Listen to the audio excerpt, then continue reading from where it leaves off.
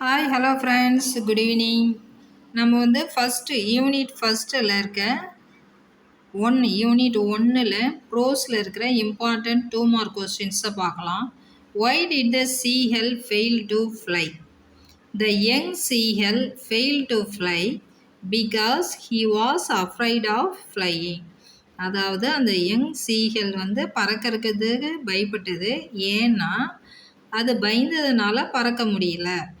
அடுத்த question, what did the parents do when the young seagull fail to fly? அதாவது அந்த young சீஹெல் வந்து பறக்காததுனால அவங்க பேரண்ட்ஸ் என்ன செஞ்சாங்க? His parents scolded him and made him starve. அதாவது அந்த பறவையை அவங்க ரொம்ப கோபமாக திட்டுறாங்க, அப்புறம் அதை பசியோடு இருக்கும்படி செய்கிறாங்க. அடுத்தது, what made the young seagull go mad? எது வந்து அந்த சின்ன யங் சீஹெல்ல பைத்தியமாக்குச்சு, மேட் ஆக்குச்சு? The sight of the food. The sight of the food அது வரைக்கும் தான் நீங்கள் படிக்க போகிறீங்க. மீதம் உள்ளது இங்கே கொஸ்டின்லேயே இருக்கு. Made the young seagull go mad. The sight of the food அதை நீங்கள் படித்தாலே போதுமானது, மற்றது கொஸ்டின்லேயே இருக்குது. அடுத்தது, what prompted the young seagull to fly finally? The sight of food maddened him and he dived at the fish and began to fly. அதாவது அந்த ஃபுட்டை வந்து பார்த்ததும் அது வந்து என்ன ஆகுது, மேடன்ட்டு அதை எப்படியாவது அடையணுன்ற எண்ணத்தில் டைவ் பண்ணி அந்த ஃபிஷ்ஷை கேட்ச் பண்ணுது. அப்படியே அது பறக்க ஆரம்பிச்சது. இதுதான் ஃபஸ்ட்டு லெசனில் இம்பார்ட்டண்ட்டான இருக்கக்கூடிய முக்கியமான கொஷின்ஸு. அடுத்தது நம்ம யூனிட் 2ல் இருக்கிறத பார்க்கலாம். யூனிட் 2ல் இம்பார்ட்டண்ட்டான 2 மார்க் கொஸ்டின்ஸ் பாருங்கள். What did the narrator think the unusual sound was? திடீர்னு கேட்குற ஒரு சவுண்டு எங்கேருந்து வந்தது அப்படின்னு அவர் நினைக்கிறாரு. At first he thought it was a burglar.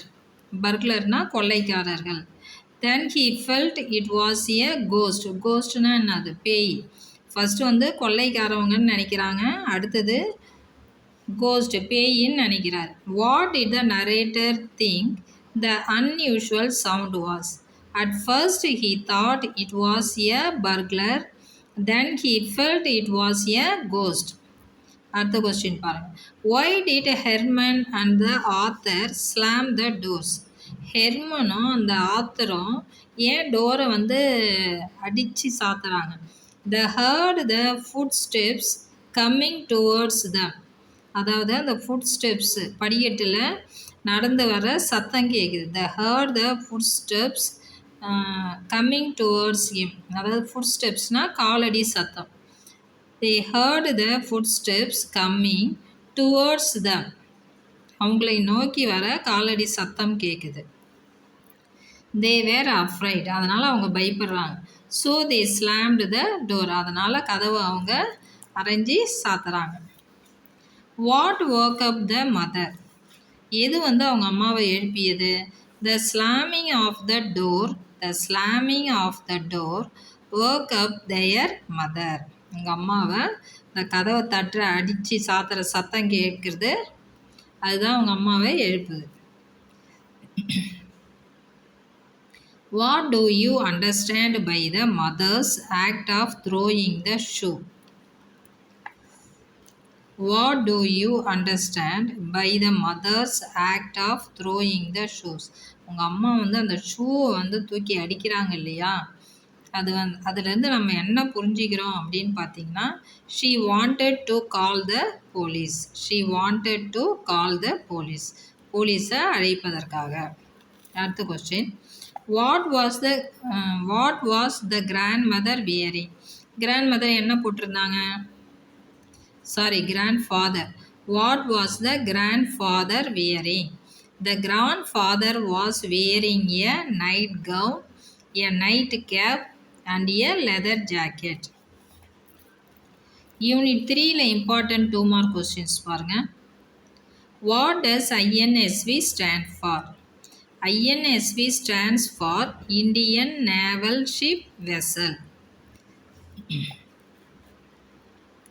Where did the crew undergo their basic training?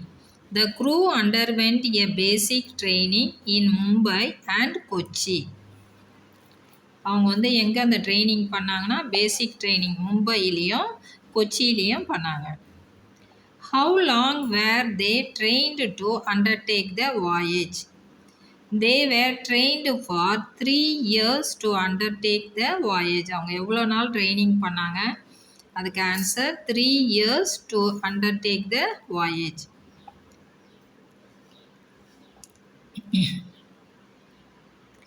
When did the crew start their voyage? When did they return back to India? எப்போ வந்து அந்த voyage பயணத்தை அவங்க தொடங்கினாங்க, எப்போ return back திரும்ப வந்தாங்க? The crew started their voyage on 10th September 2017 from Goa. They returned to India in April 2018.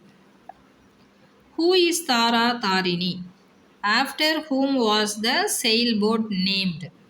தாரா தாரணின்றது யார், என்ன, அதுக்கப்புறம் வந்து அந்த செயில் போட்டுக்கு என்ன name வைத்தாங்க?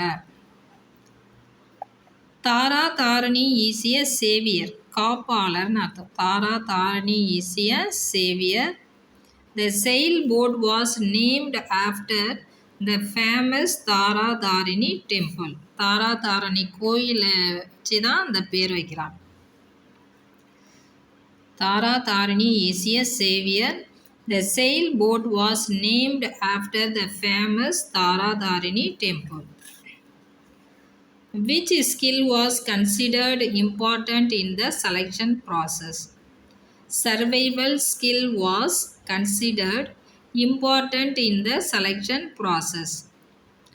Mention the celebrations which the crew enjoyed during their expedition. They celebrated Diwali and birthdays. They celebrated Diwali and birthdays.